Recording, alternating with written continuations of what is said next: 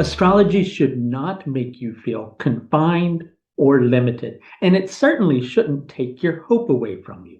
Astrology should make you feel like there's a reason to grow, there's a reason to expand, and give you room to grow in. That's the approach that I take in my Empower Hour consultations. And if you'd like to schedule one of those in with me, you can do that at the link above. So, those sacrifices that you're making in one area of your life or another, why are you making those sacrifices? Are you doing it because it just feels like the right thing to do? It just naturally flows from you because it's who you are as an individual? Are you doing it because you want to protect someone? You want to take care of someone? Is it something that feels to you as if it's just the natural and right and even a noble thing to do? And do you do it without even thinking about it too much? It just naturally flows from you. Or instead, are you finding yourself in a position where you're going, well, I'm doing this because here's what I'd like to get out of the equation. I'd like to get some respect for my actions.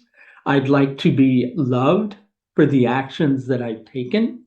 I'd like to get some attention for that. I'd like to get, some income for that. I'd like, for my life to feel a little more luxurious because I made these particular actions. I made these particular sacrifices.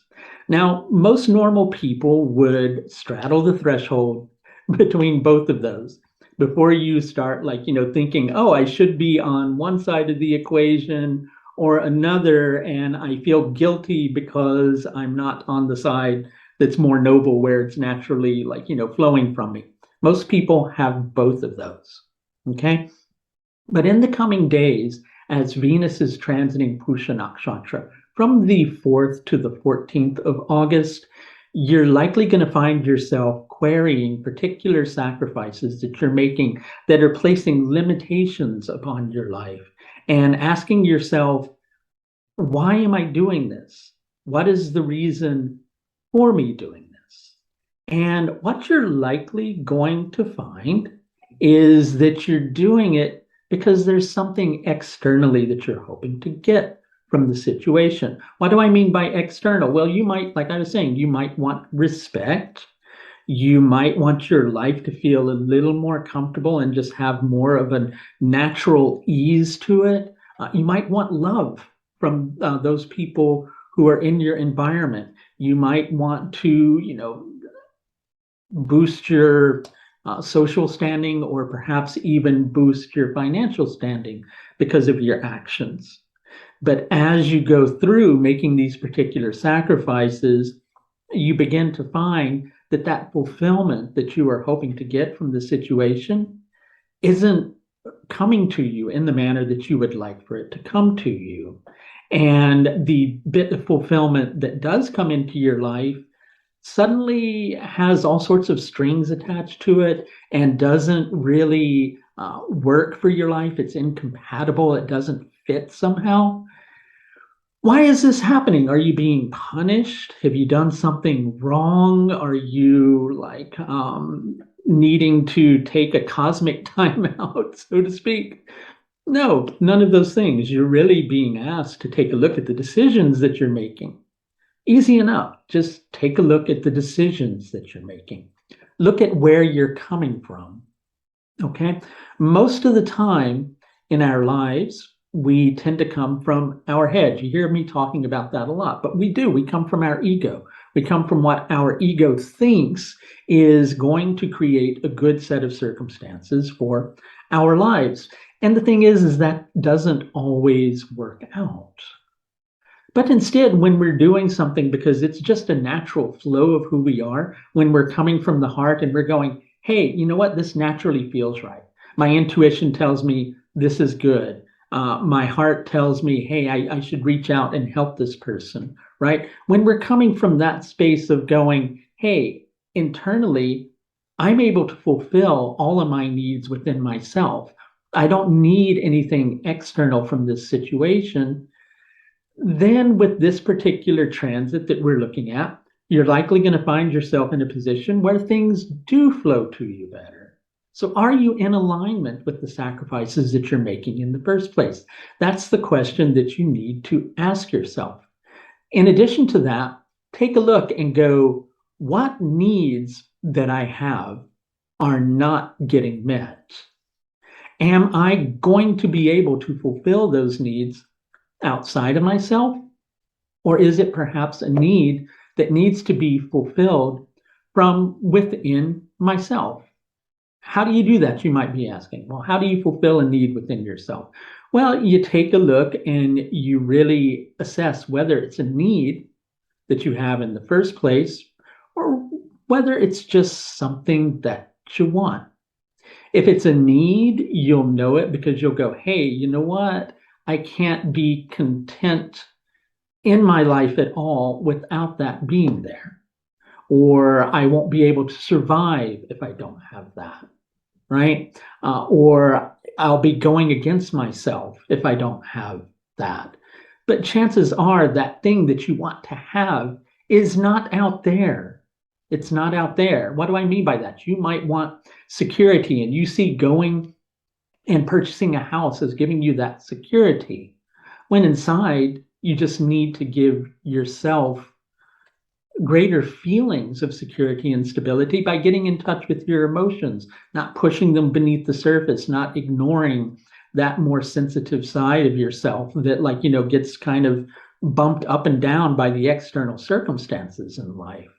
When you are able to be content through all circumstances that you're going through, then stability and security just naturally flow into your life anyway. And it's not going to matter if you have a luxurious home or if you've achieved the milestone of buying a home. That's not necessary for you to feel secure, because you feel secure and content inside of yourself, regardless of the circumstances that you're dealing with. So that's just an example of how you can fulfill needs from within yourself that you might be thinking you need to fulfill from outside of yourself.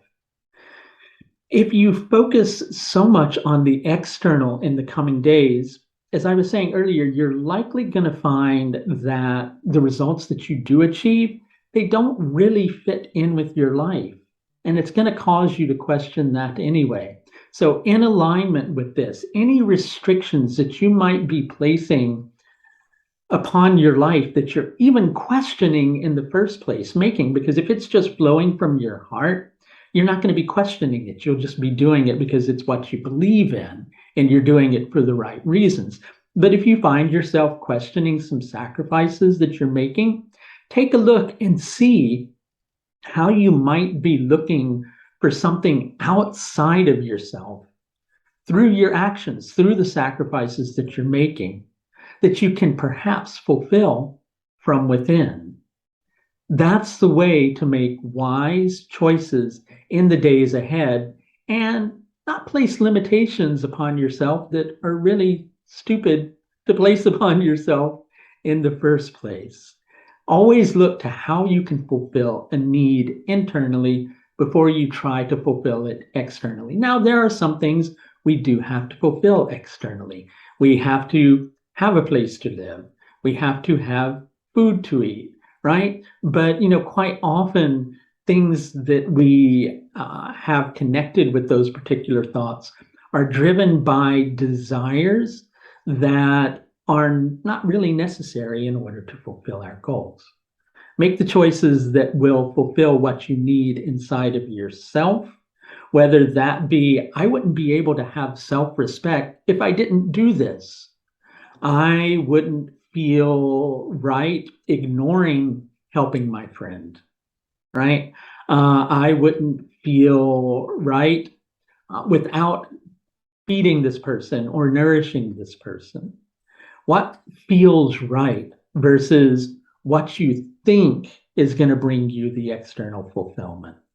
And if you could use a little bit of help trying to wrap your mind and indeed your heart around this particular set of circumstances, again, the Empower Hours are a great way to enter my particular universe, and they place you in a space astrologically where you recognize you in the universe, right? Because the universe is in you.